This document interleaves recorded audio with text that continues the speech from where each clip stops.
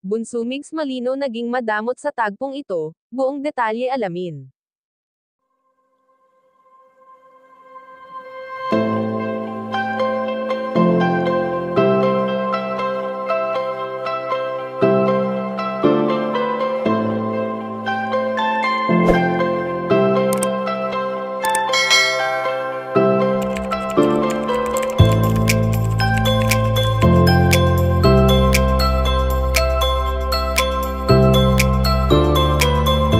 Kilala naman natin si Bunso Migs Malino bilang isang matatag at mabuting tao sa harap man ito o likod ng kamera.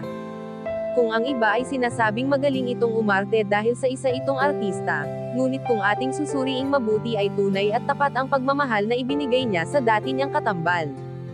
Bagamat maraming isyo ang nagsilabasan noong nawala ang yumaong komedyante, ay never namang nagpatinag ang binata bagkus ay ginawa niya itong inspirasyon upang maipagpatuloy ang kanyang mga pangarap. Matatandaan na kasama nitong bumuo ng pangarap noon ang kanyang prinsesa, na sa lahat ng pagkakataon ay talagang nagkakasundo silang dalawa, dahil sa iisa lamang ang hangarin nila sa buhay. Sa ngayon nga ay ayon sa aming impormasyon na nakalap na kahit wala na ang dati nitong kapareha ay handa pa rin si Bunso Migs Malino na ibigay ng buong puso ang kanyang sarili para sa kanyang prinsesa. Sa tagpong ito nga ay naging madamot ang binata. Dahil sa kahit wala na si Cutie Mahal ay handa niya pa rin itong ibigin at nangangahulugan lamang ito na walang sino man sa ngayon ang makakapagpaibig sa binata.